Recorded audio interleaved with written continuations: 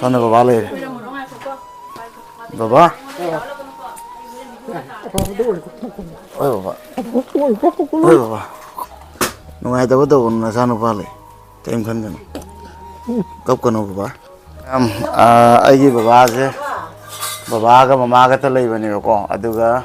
baba ki khong kut se kitang aidi makha thang mo se problem moi bako. Aduna zoom je kitang phifam taram da bado hujiki awana tarba tengbang loop aina moi gi ma lei hujiki ina haiba manoranjan bike khoi gi moi group tuna laaga moina khadang phajana yengbiraga adum mateng angam matau birame aduga mathang ta ba awa ta ba kana moi adum lep kani adama baba machan pa lak pa ja samdagi kari phauge ai yam na nungai charapa athiga basi ahamdagi wakhanda yam do war legamne du charapa lei ana sokfokchadi ai ore hujikti chan uti sangma pami haibam ta da aduma thonge adedi gindim sibum idole boram haure paporo mu kangau ga tawre imagi ngamjaba oi machan pa lak pa ja kari phaubi ge hana di mitai cham du udabani na ichale tabe nungai tabu phangam bani haujiti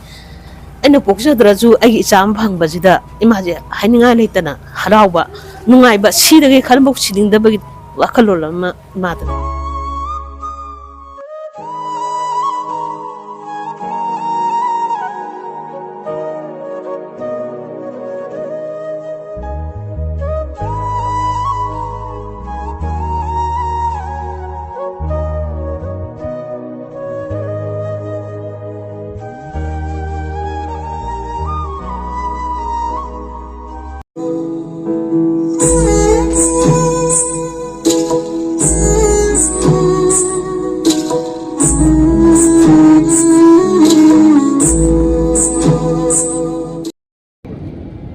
Mayam punak pu empathy now ki channel da taram nok chari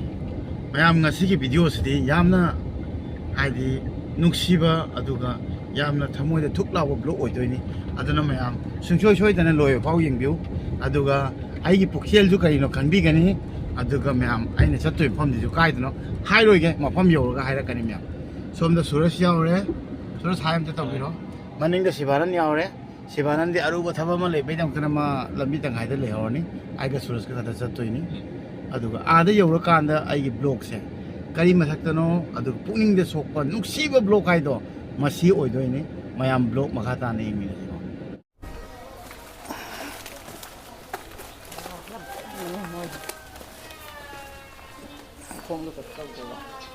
hojik khara yar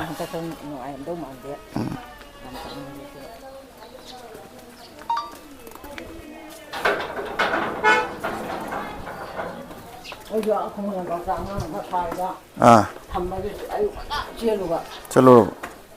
ಅದು ಹಲಾಗ ಜುಮ್ದ ಮೋ ಅಸ್ನ ಮೋ ಖಲೈ ಬೆ ಮೋ ಕೆಂ ಪಿಜರಂ ದೇನ ಮೋ ಪಿಜರಂ ಮೋ ಖಲೈ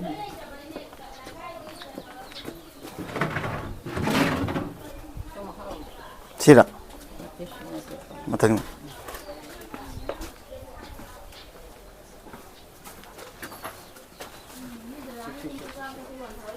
si oh na tan pa yo re ma oh ho ho không phải chứ sao này baba lên baba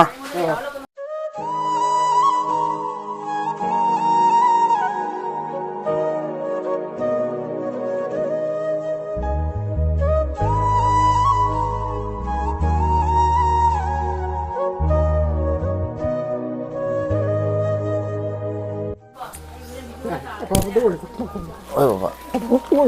oi baba nungai tahu tu na sana baba le time kan kan kap kan baba na sana baba le chak chami na tu ni nangi wheelchair Sunday de la da ban wheelchair pho ma nang ada dagi thabak tahu ya phamanga ilaga tahu ya ada ban ma'am ai baba se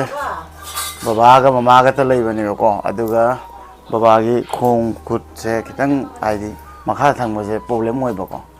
aduna aina WhatsApp group akhoi gi isi gi group ma lei bako iche sunita na mo group ta hai raga aina wheelchair ma pangana ba hai kare ꯋꯤꯜꯆꯤꯌꯔꯁꯨ ꯂꯥꯛꯈ꯭ꯔꯦ ꯑꯗꯨꯒ ꯁꯟꯗꯦꯗ ꯂꯥꯛꯀꯅꯤ ꯄꯤꯕ ꯃꯣꯏ ꯒ꯭ꯔꯨꯞꯇꯣ ꯁꯪꯅꯔꯀꯥꯟꯗ ꯑꯗꯨꯒ ꯑꯩꯒꯤ ꯅꯨꯡꯁꯤꯔꯕ ꯏꯅꯥꯎ ꯃꯅꯣꯔꯟꯖꯟ ꯑꯗꯨꯒ ꯕ꯭ꯔꯗꯔ ꯕꯤꯀꯤ ꯍꯥꯏꯅ ꯃꯣꯏꯁꯨ ꯒ꯭ꯔꯨꯞ ꯑꯃ ꯂꯩꯕꯀꯣ ꯃꯣꯏ ꯚꯤꯗꯤꯑꯣꯁꯨ ꯊꯣꯛꯍꯜꯂꯛꯀꯦꯕ ꯃꯣꯏꯅ ꯂꯥꯛꯑꯒ ꯕꯕꯥ ꯑꯩꯈꯣꯏ ꯌꯨꯝꯗ ꯈꯤꯇꯪ ꯐꯤꯕꯝ ꯇꯥꯗꯦ ꯃꯔꯝꯗꯤ ꯕꯕꯥꯒ ꯃꯃꯥꯒ ꯈꯛꯇꯅꯤ ꯌꯨꯝꯁꯤꯒ ꯂꯩꯕ ꯑꯗꯨꯒ ꯑꯉꯥꯡꯁꯨ ꯑꯝꯇ ꯌꯥꯎꯖꯗꯦ ꯑꯗꯨꯅ ꯕꯕꯥꯒ ꯃꯃꯥꯒꯤ ꯂꯥꯏꯐ ꯁ꯭ꯇꯥꯏꯜꯁꯦ ꯍꯥꯏꯗꯤ ꯑꯩꯅ ꯁꯣꯝꯗ ꯂꯩꯕ ꯑꯩꯈꯣꯏꯒꯤ ꯏꯆꯦ ꯑꯃꯅ ꯄꯥꯎ ꯍꯥꯏꯔꯛꯄꯗꯒꯤ ꯑꯩꯅ ꯑꯁꯥꯝꯗ ꯂꯩꯅ ꯄꯥꯎꯁꯦ ꯈꯪꯕꯅꯦꯕ ꯑꯗꯩꯗꯤ ꯕꯕꯥꯁꯦ ꯑꯩꯈꯣꯏꯒꯤ ꯊꯥꯒꯤ ꯄꯦꯟꯁꯟꯁꯦ ꯑꯩꯈꯣꯏꯒꯤ ꯗꯤꯖꯦꯕꯜꯒꯤ ꯑꯗꯨ ꯐꯪꯉꯝꯗꯦꯕ ꯑꯗꯨ ꯐꯪꯗꯕꯗꯒꯤ ꯕꯕꯥ ꯈꯣꯏꯗꯕꯅ ꯆꯦꯟꯕꯤꯅꯕꯗꯤ ꯂꯩꯇꯦ ꯑꯗꯩꯗꯤ ꯑꯩꯒꯤ ꯏꯆꯦ ꯑꯃ ꯈꯪꯅꯕ ꯑꯃ ꯂꯩ ꯏꯆꯦꯗꯨꯒꯤ ꯍꯁꯕꯦꯟꯁꯨ ꯃꯥꯁꯨ ꯐꯃꯨꯡꯗ ꯑꯗꯨꯝ ꯇꯥ ꯂꯩꯕꯀꯣ ꯕꯠ ꯕꯕꯥꯒꯤꯗꯤ ꯕꯕꯥꯅ ꯍꯦꯟꯅ ꯑꯦꯛꯇꯤꯞꯅꯦꯕꯀꯣ ꯑꯗꯩꯗꯤ ꯑꯩꯅ ꯏꯆꯦꯒ ꯋꯥꯔꯤ ꯁꯥꯟꯅꯔꯒ ꯕꯕꯥꯒꯤ ꯁꯥꯔꯇꯤꯐꯤꯀꯦꯠꯁꯦ ꯀꯔꯝ ꯇꯝꯅ ꯂꯧꯊꯣꯛꯁꯤꯒꯦ ꯑꯝꯇ ꯆꯦꯟꯕꯤꯌꯨ ꯍꯥꯏꯅ ꯆꯤꯆꯦꯅꯁꯨ ꯌꯥꯝ ꯃꯇꯦꯡ ꯇꯧꯔꯒ ꯕꯕꯥꯒꯤꯗꯃꯛꯇ ꯆꯦꯟꯕꯤꯔꯦ ꯑꯩꯈꯣꯏ ꯇꯥꯟꯅꯔꯒ ꯑꯩꯈꯣꯏ ꯃꯦꯗꯤꯀꯦꯜ ꯐꯥꯎ ꯄꯨꯕꯒꯤ ꯄ꯭ꯂꯥꯟꯗꯣ ꯁꯤꯜꯂꯦ ꯑꯩꯁꯨ ꯑꯉꯝꯕ ꯃꯇꯦꯡ ꯄꯨꯊꯣꯛꯑꯦ ꯆꯤꯆꯦꯁꯨ ꯄꯨꯊꯣꯛꯑꯒ ꯕꯕꯥꯕꯨ ꯍ꯭ꯋꯤꯜ ꯆꯤꯌꯔꯗ ꯍꯥꯞꯄ ꯑꯣꯇꯣꯗ ꯍꯥꯞꯄꯒ ꯖꯦꯅꯤꯝꯁꯇ ꯆꯠꯂꯒ ꯑꯩꯈꯣꯏꯒꯤ ꯍꯥꯏꯗꯤ ꯑꯩꯈꯣꯏꯒꯤ ꯗꯥꯛꯇꯔꯗꯒꯤ ꯄꯨꯔꯥ ꯌꯦꯡꯉꯒ ꯁꯥꯔꯇꯤꯐꯤꯀꯦꯠꯁꯦ ꯂꯧꯊꯣꯛꯄꯒꯤ ꯑꯩꯈꯣꯏ ꯁꯛꯁꯦꯁ ꯑꯣꯏꯔꯦ ꯍꯥꯏꯕ ꯇꯥꯔꯦ ꯑꯗꯨꯅ ꯌꯥꯝ ꯊꯨꯅ 1500 ꯑꯩꯈꯣꯏꯒꯤ ꯄꯦꯟꯁꯟ ꯗꯤꯖꯦꯕꯜꯒꯤ ꯆꯪꯕꯗꯣ ꯑꯗꯨ ꯌꯥꯝ ꯊꯨꯅ ꯕꯕꯥꯒꯤ ꯑꯦꯀꯥꯎꯟꯗ ꯆꯪꯅꯕ ꯑꯩꯈꯣꯏꯅ ꯍꯣꯠꯅꯔꯤ ꯍꯥꯏꯕ ꯇꯥꯔꯦ ꯑꯗꯨ ꯆꯪꯕ ꯀꯥꯟꯗ ꯑꯩꯈꯣꯏꯁꯨ ꯅꯨꯡꯉꯥꯏꯅꯤ ꯑꯗꯨꯒ ꯌꯨꯝꯁꯦ ꯈꯤꯇꯪ ꯐꯤꯕꯝ ꯇꯥꯔꯝꯗꯕꯗꯣ ꯍꯧꯖꯤꯛꯀꯤ ꯑꯋꯥ ꯑꯅꯥ ꯇꯥꯔꯕ ꯇꯦꯡꯕꯥꯡ ꯂꯨꯞ ꯍꯥꯏꯅ ꯃꯣꯏꯒꯤ ꯑꯃ ꯂꯩ ꯍꯧꯖꯤꯛꯀꯤ ꯑꯩꯅ ꯍꯥꯏꯔꯤꯕ ꯃꯅꯣꯔꯟꯖꯟ ꯕꯤꯀꯦ ꯑꯩꯈꯣꯏꯒꯤ ꯃꯣꯏ ꯒ꯭ꯔꯨꯞꯇꯨꯅ ꯂꯥꯛꯑꯒ ꯃꯣꯏꯅ ꯈꯤꯇꯪ ꯐꯖꯅ ꯌꯦꯡꯕꯤꯔꯒ ꯑꯗꯨꯝ ꯃꯇꯦꯡ ꯑꯉꯝꯕ ꯇꯧꯕꯤꯔꯝꯃꯦ ꯑꯗꯨꯒ ꯃꯊꯪ ꯇꯥꯕꯗꯁꯨ ꯑꯋꯥꯕ ꯇꯥꯕ ꯀꯥꯟꯗ ꯃꯣꯏ ꯑꯗꯨꯝ ꯂꯦꯞꯀꯅꯤ ꯑꯗꯨꯃꯥꯏꯅ ꯃꯣꯏ ꯖꯣꯕ ꯁꯨꯕ ꯉꯥꯛꯇꯅꯤ ꯑꯗꯨꯏꯁꯨ ꯃꯣꯏ ꯊꯑꯣꯏꯅ ꯑꯩꯈꯣꯏꯒꯤ ꯁꯨꯃꯥꯏꯅ ꯑꯋꯥꯕ ꯇꯥꯕꯁꯤꯡꯗꯣ ꯑꯩꯉꯣꯟꯗ ꯑꯗꯨꯝ ꯍꯥꯏꯔꯛꯎ ꯍꯥꯏ ꯑꯗꯨꯒ ꯃꯣꯏ ꯆꯠꯂꯒ ꯑꯗꯨꯝ ꯃꯇꯦꯡ ꯇꯧꯋꯦꯕꯀꯣ ꯑꯗꯨꯅ ꯌꯥꯝ ꯅꯨꯡꯁꯤ ꯑꯗꯨꯒꯤ ꯒ꯭ꯔꯨꯞꯇꯨꯕꯨꯁꯨ ꯑꯗꯨꯒ ꯆꯤꯆꯦ ꯒ꯭ꯔꯨꯞꯇꯨꯕꯨꯁꯨ ꯍ꯭ꯋꯤꯜ ꯆꯤꯌꯔꯗꯣ ꯂꯥꯛꯑꯅꯤ ꯍ꯭ꯋꯤꯜ ꯆꯤꯌꯔ ꯂꯥꯛꯑꯒꯗꯤ ꯕꯕꯥ ꯍ꯭ꯋꯤꯜ ꯆꯤꯌꯔꯗ ꯇꯣꯡꯉꯒ ꯃꯃꯥꯅ ꯐꯤ ꯁꯥꯕꯅꯤ ꯈꯪꯗꯦ ꯕꯕꯥ ꯑꯗꯨꯝ ꯃꯅꯥꯛꯇ ꯑꯗꯨꯝ ꯂꯩ ꯈꯣꯠꯇꯅꯀꯣ ꯑꯗꯨꯝ ꯐꯃꯨꯡꯗ ꯂꯩꯔꯛꯄ ꯍꯥꯏꯁꯦ ꯋꯥꯈꯜ ꯅꯨꯡꯉꯥꯏꯇꯕꯅꯦꯕ ꯑꯗꯨꯒ ꯃꯃꯥꯅ ꯁꯣꯝꯗ ꯑꯩꯈꯣꯏꯒꯤ ꯑꯩꯒ ꯁꯨꯔꯦꯁꯀ ꯂꯥꯛꯄꯒꯤ ꯆꯥꯛ ꯆꯥꯅꯕ ꯁꯤꯟꯕꯤꯔꯤ ꯍꯥꯏꯕ ꯇꯥꯔꯦ ꯑꯗꯣ ꯃꯃꯥꯅ ꯀꯔꯤ ꯊꯣꯡꯕ ꯊꯣꯡꯗꯕ ꯑꯩꯗꯤ ꯉꯁꯤ ꯌꯥꯝ ꯍꯥꯎꯅ ꯆꯥꯗꯣꯏꯅꯤ ꯍꯥꯏꯅ ꯈꯜꯂꯦ ꯍꯥꯏꯇꯥꯔꯦ ꯑꯗꯨꯅ ꯃꯃꯥꯅ ꯊꯣꯡꯅꯤꯡꯕ ꯊꯣꯡꯕꯤꯔꯝꯃꯣ ꯑꯩ ꯂꯥꯛꯑꯅꯤ ꯍꯥꯏꯅ ꯂꯥꯛꯑꯦ ꯃꯃꯥ ꯀꯟꯅ ꯍꯣꯠꯅꯔꯤ ꯑꯗꯨꯒ ꯏꯆꯦꯁꯨ ꯂꯩꯔꯝꯃꯦ ꯕꯕꯥ ꯁꯣꯝꯗ ꯃꯕꯨꯛꯅꯤꯡ ꯅꯨꯡꯁꯤꯅ ꯃꯆꯥꯅꯨꯄꯥ ꯂꯥꯛꯄꯒꯤꯀꯣ ꯑꯩꯅ ꯀꯔꯤꯝ ꯈꯟꯒꯅꯨ ꯍꯥꯏꯕ ꯍꯥꯏꯗꯤ ꯂꯥꯞꯅ ꯂꯩꯔꯁꯨ ꯑꯉꯝꯕ ꯃꯇꯦꯡ ꯇꯧꯅꯕ ꯑꯩꯈꯣꯏ ꯃꯁꯦꯟ ꯅꯨꯡꯁꯤꯅꯒꯗꯕꯅꯤ ꯑꯗꯨꯒ ꯑꯋꯥꯕ ꯇꯥꯔꯤꯕꯁꯤꯡꯁꯦ ꯑꯩꯈꯣꯏ ꯃꯁꯦꯟꯅ ꯈꯨꯠ ꯁꯝꯅꯔꯒ ꯍꯥꯏꯗꯤ ꯈꯨꯠ ꯁꯝꯅꯔꯒ ꯍꯦꯜꯞ ꯇꯧꯅꯗ꯭ꯔꯒꯗꯤ ꯀꯅꯥꯒꯤ ꯇꯧꯔꯅꯤꯀꯣ ꯑꯗꯨꯅ ꯑꯩꯅ ꯈꯪꯖꯔꯨꯕꯅ ꯑꯩꯒꯤ ꯏꯆꯦ ꯑꯩꯈꯣꯏ ꯒ꯭ꯔꯨꯞꯇꯒꯤ ꯁꯨꯃꯥꯏꯅ ꯃꯇꯦꯡ ꯑꯗꯨꯒ ꯃꯅꯣꯔꯟꯖꯟ ꯑꯩꯈꯣꯏ ꯒ꯭ꯔꯨꯞꯇꯒꯤꯅ ꯁꯨꯃꯥꯏꯅ ꯃꯇꯦꯡ ꯁꯨꯃꯥꯏꯅ ꯑꯗꯨꯒ ꯑꯩ ꯆꯤꯆꯦ ꯈꯪꯅꯕ ꯂꯩ ꯃꯥꯅ ꯑꯃꯨꯛꯀ ꯁꯨꯃꯥꯏꯅ ꯁꯥꯔꯇꯤꯐꯤꯀꯦꯠ ꯂꯧꯊꯣꯛꯄ ꯁꯨꯃꯥꯏꯅ ꯇꯧꯅ ꯑꯉꯝꯕ ꯃꯇꯦꯡꯗꯣ ꯑꯩ ꯏꯁꯥꯃꯛ ꯌꯥꯎꯗ꯭ꯔꯒꯁꯨ ꯑꯩꯅ ꯄꯤꯕꯤꯕꯁꯦ ꯌꯥꯝ ꯅꯨꯡꯉꯥꯏ ꯍꯥꯏꯇꯥꯔꯦ ꯃꯣꯏ ꯑꯉꯥꯡꯁꯨ ꯌꯥꯎꯗꯦ ꯍꯥꯏꯗꯨꯅ ꯕꯕꯥꯒ ꯃꯃꯥꯕꯨ ꯍꯥꯏꯁꯦ ꯏꯆꯥꯅꯨꯄꯥꯃꯛꯅꯤ ꯈꯟꯕꯤꯌꯨ ꯍꯥꯏꯁꯦ ꯀꯣ ꯕꯕꯥ ꯅꯆꯥꯅꯨꯄꯥ ꯍꯣꯏ ꯕꯕꯥ ꯑꯣꯏꯀꯣ ꯍꯣꯏ ꯕꯕꯥ ꯅꯨꯡꯉꯥꯏ ꯂꯩꯌꯨꯀꯣ ꯋꯥꯈꯜ ꯅꯨꯡꯉꯥꯏꯇꯕ ꯇꯧꯒꯅꯨ ꯌꯨꯝꯁꯨ ꯈꯪꯉꯦ ꯍꯧꯖꯤꯛꯇꯤ ꯑꯗꯨꯝ ꯃꯃꯛꯇ ꯆꯪꯉꯛꯑꯒꯦꯀꯣ ꯍꯥꯟꯅꯗꯤ ꯌꯨꯝ ꯈꯪꯗꯕꯅꯤꯅ 이제도 범명나 이제도 범명 바바 나자누파 락ꯄꯁꯦ ꯑꯁꯥꯝꯗꯒꯤ ꯀꯔꯤ ꯐꯥꯎꯒꯦ ꯑꯩ ꯌꯥꯝꯅ ꯅꯨꯡꯉꯥꯏ ꯏꯆꯥꯅꯨꯄꯥ ꯊꯦꯡꯅꯕꯁꯤ ꯑꯍꯥꯟꯕꯗ ꯑꯩꯒꯤ ꯋꯥꯈꯜꯗ ꯌꯥꯝꯅ ꯋꯥꯔ ꯂꯩꯔꯝꯕꯅꯦ ꯑꯗꯨ ꯏꯆꯥꯅꯨꯄꯥ ꯂꯩ ꯆꯥꯎꯊꯣꯛꯆꯅꯤꯡꯉꯥꯏ ꯑꯣꯏꯔꯦ ꯍꯧꯖꯤꯛꯇꯤ ꯑꯩꯒꯤ ꯋꯥꯈꯜꯗ ꯕꯕꯥ ꯍ꯭ꯋꯤꯜ ꯆꯤꯌꯔꯁꯨ ꯐꯪꯒꯗꯕꯅꯤ ꯊꯥꯒꯤ ꯄꯦꯟꯁꯟꯁꯨ ꯆꯪꯍꯜꯂꯗꯕꯅꯤ ꯏꯆꯥꯁꯤꯡꯒꯤ ꯆꯠꯇꯧ ꯍꯣꯠꯅꯕꯤꯕꯗꯒꯤ ꯑꯩꯁꯦ ꯑꯝꯇ ꯀꯩꯅꯣ ꯇꯧꯕ ꯑꯣꯏꯖꯒꯦ ꯍꯣꯏ ꯕꯕꯥꯁꯨ ꯑꯇꯩꯁꯨ ꯀꯟꯕ ꯑꯣꯏꯔꯣꯀꯣ ꯌꯥꯝ ꯍꯣꯏ ꯊꯨꯅ ꯀꯟꯕꯁꯨ ꯑꯣꯏꯖꯒꯦ ꯏꯕꯨꯡꯉꯣ ꯍ꯭ꯋꯤꯜ ꯆꯤꯌꯔꯒ ꯐꯖꯅ ꯊꯧꯕ ꯉꯝꯕꯀꯣ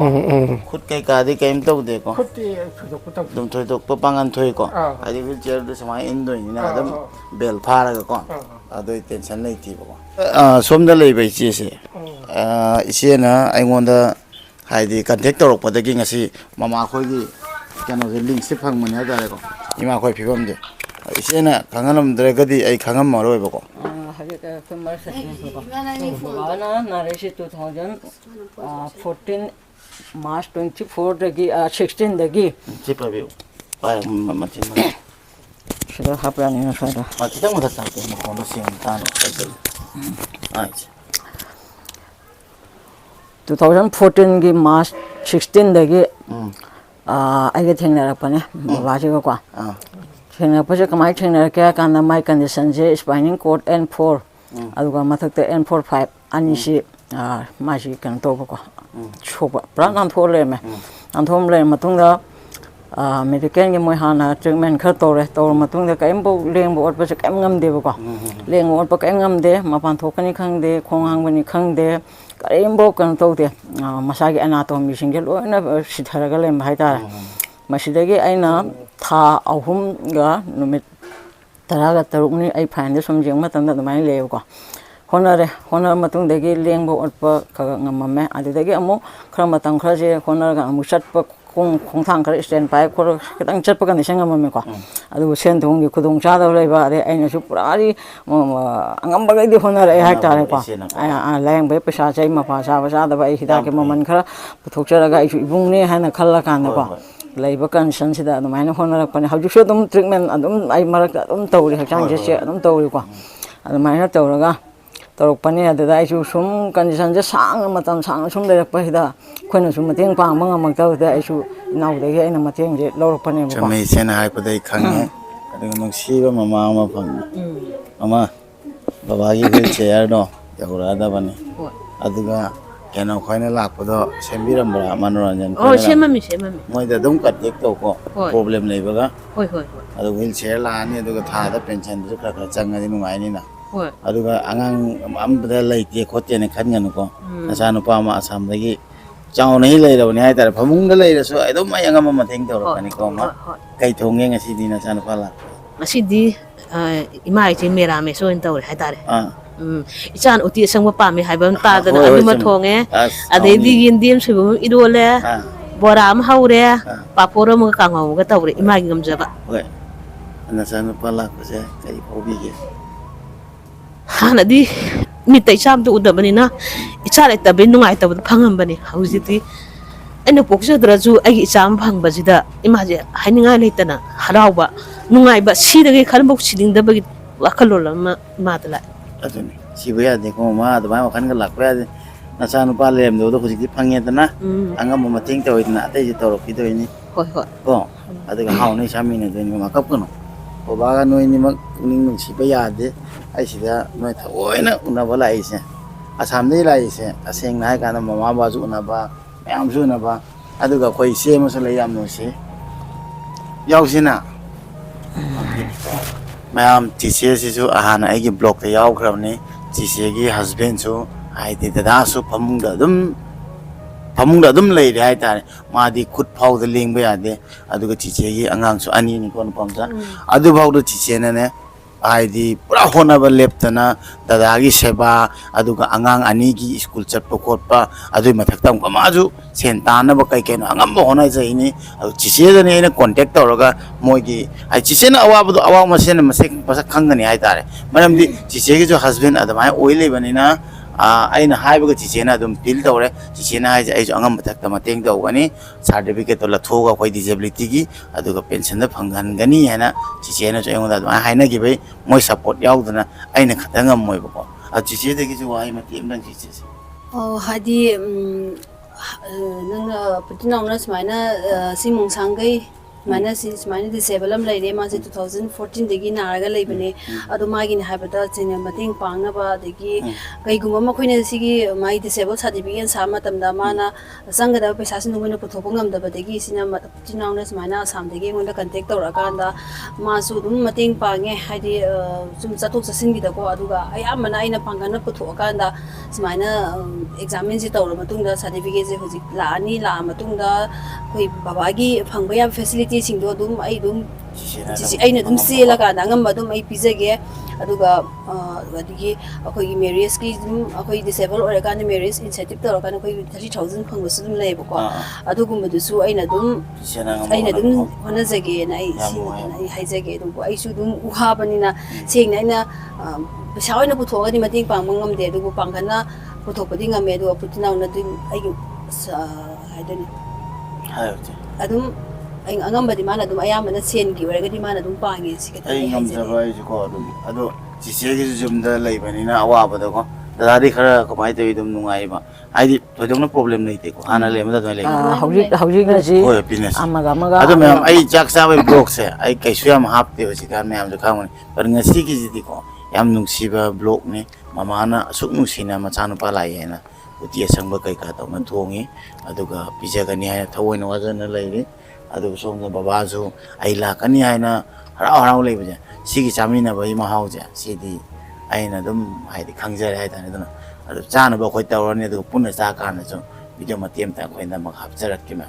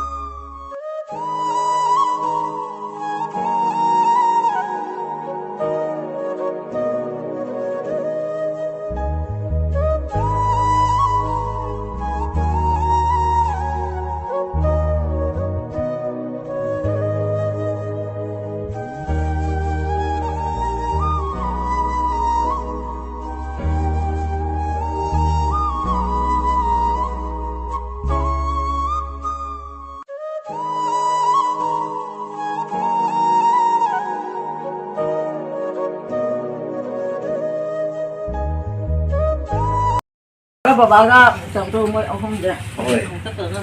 na music te yona yamba pamagi panda husband baba ne haida baba su duty de ki thoina mama bo ai na ka ai na ba thimi ba lam ne baba su thubi da ji ka chatlani aduga mama bo ka law lak te nya da baba gi ai di mami aduga lai pamang baba gi se ai mingwena oinam santikumar okay hawa marke samdeka adina sabe police da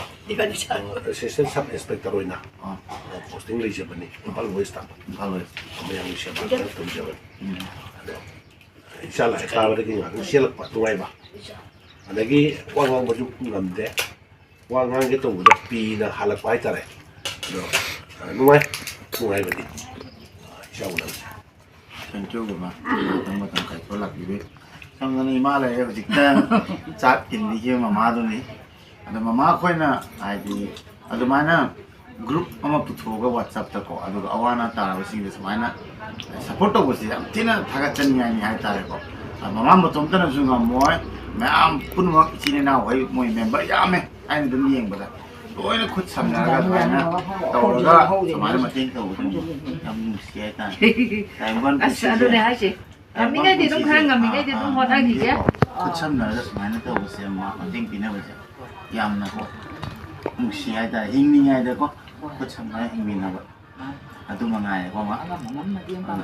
thank you mai na ka la ki be ga thank you ai la na ga ba la ki he thank you sini mam ai sida la pa de gi sa ngai da samai na nusi nusi ba ai ima baba ahum mai tengare baba su pa amara na ga ro lo che ma fa mari pu lo tap fami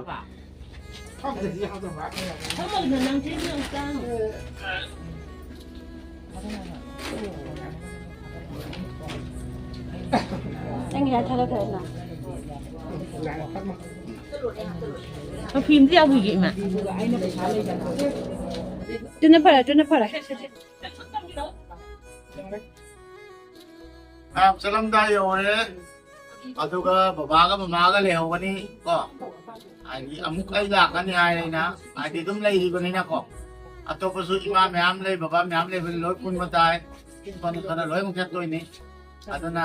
ꯄꯥꯎ ꯐꯥꯎꯔꯛꯇꯔꯦ ꯑꯩꯈꯣꯏꯔꯣꯝꯗꯗꯤ ꯂꯥꯛꯀꯦꯅ ꯈꯟꯕꯤꯒꯅꯨꯀꯣ ꯑꯩꯒꯤꯗꯤ ꯃꯃꯥ ꯌꯥꯝꯃꯤ ꯕꯕꯥ ꯌꯥꯝꯃꯤ ꯑꯗꯨꯅ ꯎꯄꯤꯁꯤꯅꯤ ꯃꯃꯥ ꯕꯕꯥꯒꯤ ꯐꯤꯕꯝꯀꯣ ꯑꯗꯣ ꯃꯌꯥꯝ ꯀꯩ ꯍꯥꯏꯅꯤ ꯑꯩꯁꯨ ꯀꯩꯁꯨ ꯊꯣꯏꯗꯣꯛꯅ ꯑꯍꯦꯟꯅ ꯁꯦꯟ ꯅꯨꯡ ꯂꯩꯕ ꯃꯤꯁꯨ ꯅꯠꯇꯦ ꯑꯩ ꯅꯨꯡꯁꯤꯕꯒꯤ ꯊꯣꯛꯆꯔꯛꯄꯅꯤꯀꯣ ꯏꯃꯥ ꯑꯗꯨꯒ ꯍꯥꯏꯗꯤ ꯍꯤꯡꯉꯤꯉꯩꯗ ꯑꯩꯁꯨ ꯆꯠꯅꯤꯡꯉꯦ ꯃꯩꯇꯩ ꯇꯥꯕ ꯃꯐꯝꯁꯦ ꯑꯗꯨꯒ ꯃꯩꯇꯩꯅꯤ ꯍꯥꯏꯕꯗ ꯑꯋꯥꯕ ꯇꯥꯕ ꯀꯥꯟꯗ ꯏꯃꯥ ꯕꯕꯥꯁꯤꯡꯁꯦ ꯂꯣꯏꯅ ꯑꯃꯨꯛꯇꯪ ꯄꯣꯛꯄꯗ ꯏꯃꯥ ꯕꯕꯥ ꯃꯌꯥꯝ ꯐꯪꯖꯕꯅꯤ ꯏꯔꯥꯏꯕꯛꯅꯤ ꯑꯗꯩ ꯆꯠꯇꯩ ꯄꯨꯔꯦ ꯕꯕꯥꯗꯨꯅ ꯊꯝꯕꯤꯔꯦ ꯕꯕꯥ ꯏꯕꯤꯟꯁꯦ ꯊꯤꯟꯕ ꯂꯥꯛꯄ ꯀꯥꯟꯗ ꯑꯗꯨꯗ ꯑꯃꯨꯛ ꯚꯤꯗꯤꯑꯣ ꯅꯝꯒꯅꯤ ꯑꯗꯣ ꯑꯩ ꯆꯠꯂꯝꯗꯥꯏ ꯑꯣꯏꯔꯦ ꯕꯕꯥꯗꯒꯤ ꯕꯣꯔ ꯂꯧꯖꯒꯦꯀꯣ baba ngomong naman na sana nung siya na baba sida kagino asapat na baba yung kaya hafta ba ni ko ba tatawid pa naman na sana pa lagi yun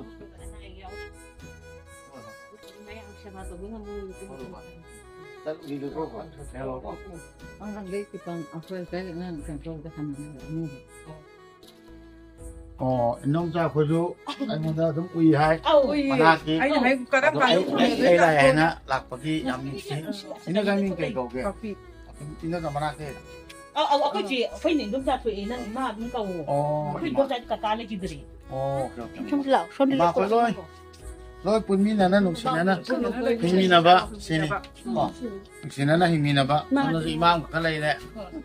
loi nung si tanan na himi na ba sini ako na pa ba Lang kita matungda yam nung sila man ni Mido hay na ba sa pudi hingi nga din nung sila. Sila na sila mo nga siya mo siya patala. Patay ka mo penga si ko. Oh, koy la ka la. Kalau kira ko ma.